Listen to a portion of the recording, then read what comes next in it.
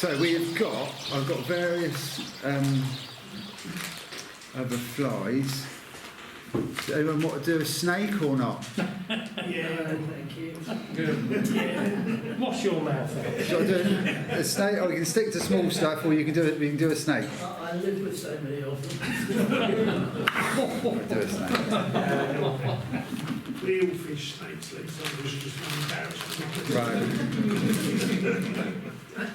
Yeah, grass snake don't like it on the hook. Right. So obviously a snake is like a tandem fly, 2 hooks with a link in the middle. So this is like a coarse fishing braid, really strong stuff, £15 it says on the box. Really strong stuff. Not all snakes, I tie them quite small. We're not going for like massive, great big gaudy things. They're quite small, but it's just an interesting technique. The reason I had like a snake in the box is when I last done a demo for the Surrey branch, Chris Reeves said, "Oh, do something big and colourful." So I thought, right, well, I'll do a blooming snake then. So I'm going to start off. We'll do the tail end link first. I'll try and rattle through this quite quickly. It's a really like hardly any materials involved. It's just a bit awkward with like the system of tying with the braid and that. So we've got a size 14 nymph hook in the vise. So I'll just run a bit of thread on. We will get some sinking braid.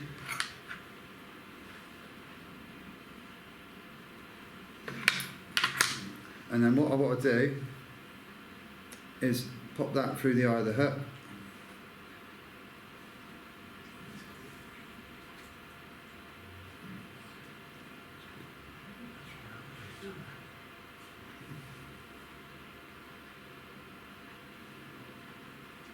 Which is not going. I'll tell you what we do.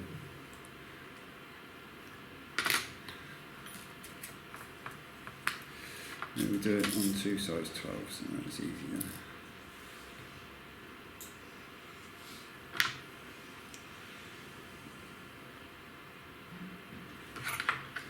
So we've gone up to a size 12. I'll do it with 2 size 12, so it'll be easier to get it through.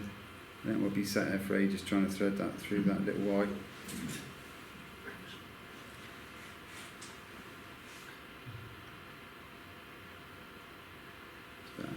Getting worried it was going to go through that. So then basically I want to tie it in, so we've got a bit of a tag end longer than past the hook. So this is the difficult thing about this part, is basically you've got to tie all the rear part of the fly with this out in the way basically, but there's not a lot to do, so you soon, you get around it. You just got to keep pulling that out of the way as you go. But you'll see we've got this extra tag end for belt and braces, because obviously if you pull that really hard, it needs to be strong. You don't want that pulling out. So basically you take the tag end, fold it back on itself, and then tie it in again. It's like belt and braces then. It's doubled over on itself. So then it basically it can't pull out.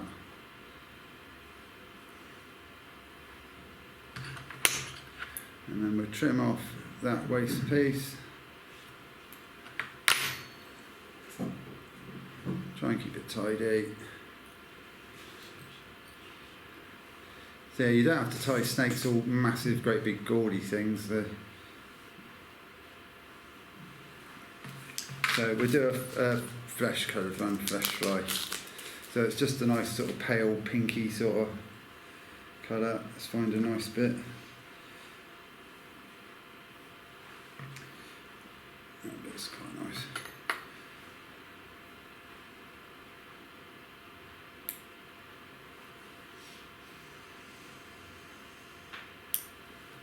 So we've got a rabbit zonker strip.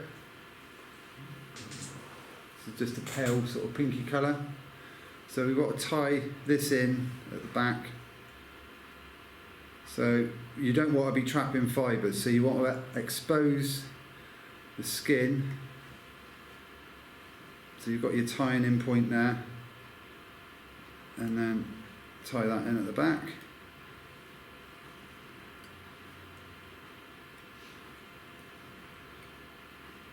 Should have done this with a pink thread really, but and then you can, just to make it stronger, I'm going to go under the tail. I'm going around. So I've tied it in, and now I'm going around the thread wraps I've already done to constrict the thread wraps I've already done, just to make it all the stronger. And let me get back on there.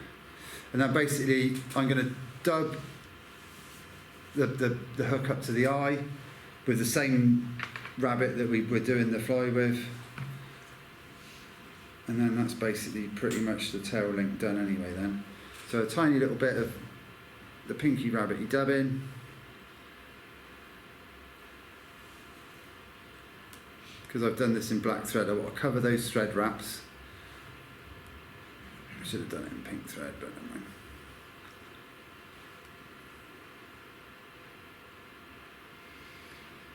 This can be a get out of jail fly. I know a lot of people think this.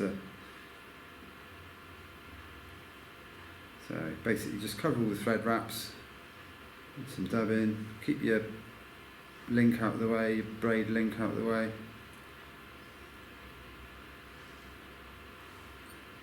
And that is basically that. So now we've got to tie this in at the front as well. So again, we don't want to tie in, we don't want to be trapping these lovely fibres. All of this hair is movement, you don't want to be trapping it in.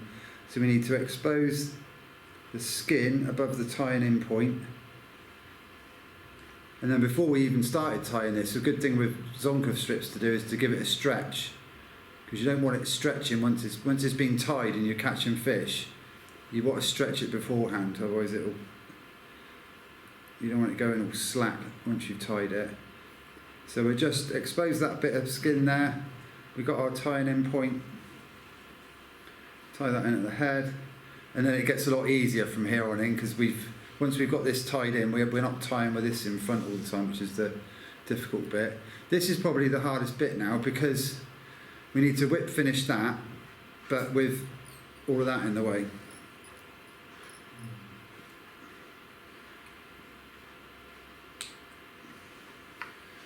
Let me bobbin hold is all messed up. But, so literally, I will fire a load of whip finishes on there, and then obviously every time you do a whip finish, it just winds around this. So then just pull them out, and there you go. Put it tight. Oh, cut it off. So that's it, that's the reeling basically done. All I do is I like to stitch mine as well, because otherwise you find they get tangled quite easily. So what we're going to do is get a needle. I'm going to pierce the skin, try and get it smack bang in the middle.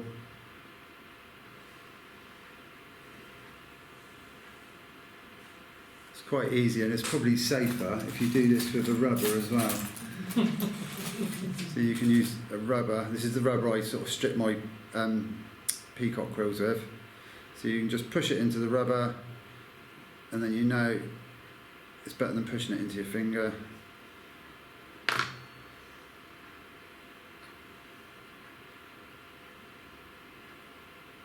So get this done, get it threaded, you'll be able to see what's going on there.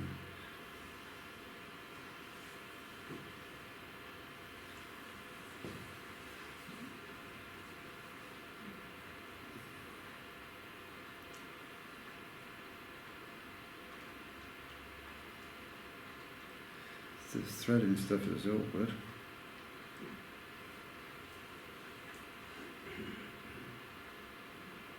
It gives me too much bother, I won't bother stitching it. But I definitely recommend stitching them, and they do fish a lot better. Ha! Right, so that goes up through the skin. And then we need to go back down through it again. So we do the same thing again, just a little bit in front. So tease the fibres out of the way to expose a bit. It's quite difficult doing it up here on the vice, so I'll just do it down here and you'll be able to see.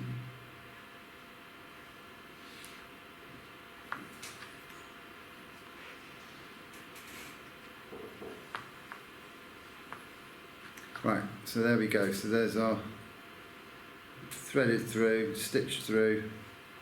So now we get on and do our front link. You can knock these out really quickly once you've got the hang of them.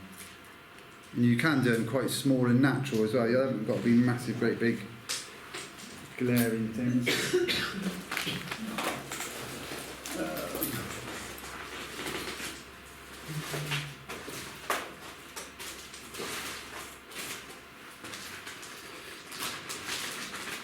do this with better proper coloured thread. Here we go.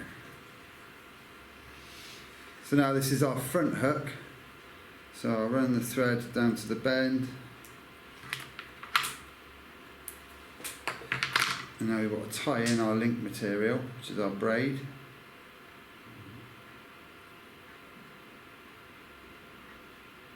So tie it in on top of the hook.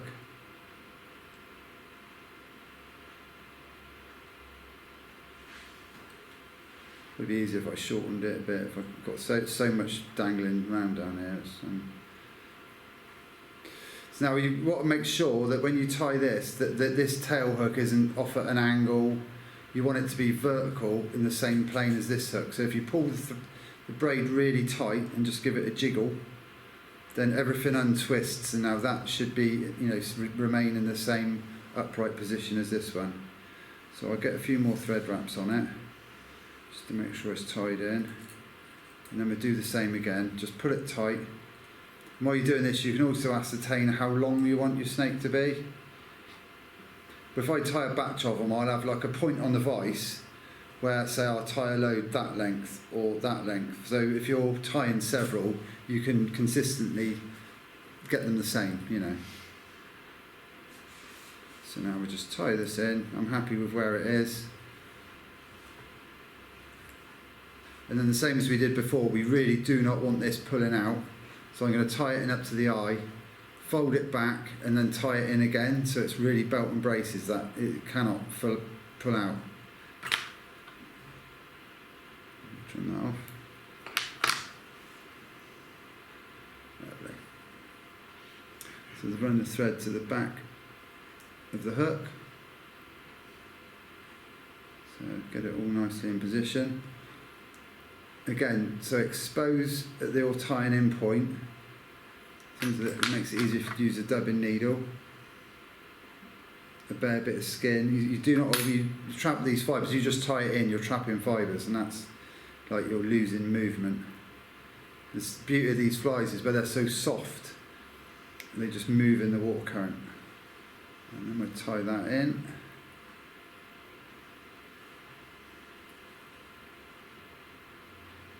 Bit of a video nasty for Christmas, this one.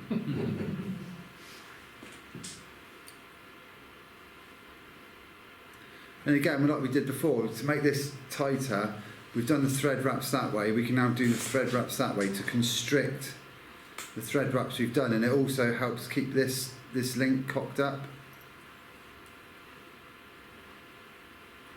It just constricts the thread wraps you've already done. Makes it tighter. So again, we'll do the same dubbing as what we did. We'll just keep it really simple. And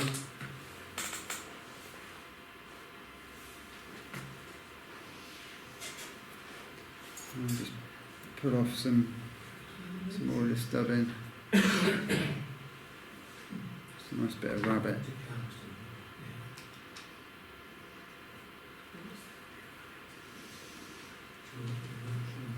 So again, get a couple of turns. I'm going to go over the thread wraps that I've done in there. Just cover those up. And dub up. There's no ribs or anything. I'm just tying that in. Again, expose this to the skin. I'm going to tie a bit of hair in on this, because then we've got a bit more wing there, so I'm going to be a bit generous. you know, the ball bits about there, but it doesn't matter at the front. So hold that in position, tie that in. It's quite nice sometimes. I'll just use the same dubbing again on the front just to cover the thread wraps. You can do a dubbing loop's quite nice again, because then you've got the real like fluffy furry front to it with lots of movement. Again, it's all about movement, and but I just dub it and brush it out with my dubbing brush. So we get some. So you can tie these huge if you want, but they are a pig to cast. You can do them like muddler head, booby head, bead head, anything you want. But for me, the unweighted ones, plain unweighted, are the best, because they swim more naturally. As soon as you put a weight on anything, it has an unnatural sort of swims unnaturally in the water. But just unweighted. And if you want it to go deeper, you know, that's the point of using different lines. You know, put a faster sinking line on, or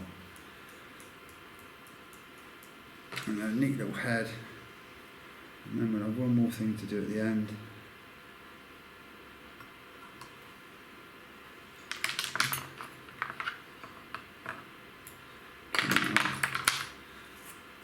And brush that dubbing into the wing.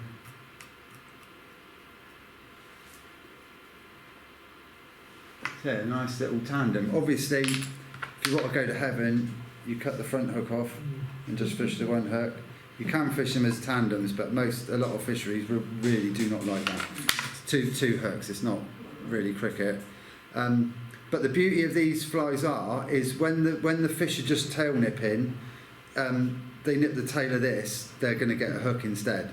So to accentuate that fact and to make it so that if they're really tail nipping, I just shorten everything at the back. So we'll cut that bit of skin out at the back, make that a lot shorter, get rid of that. And then a lot of these fibres, we don't cut the fibres with scissors, just rip them out naturally with your fingers. So we're just making that tail at the back a lot shorter.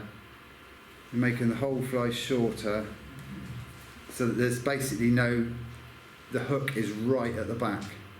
So if any fish tail nips that, it's definitely getting a hook. But just be really careful when you're handing this round, because obviously it's got two hooks in it, alright?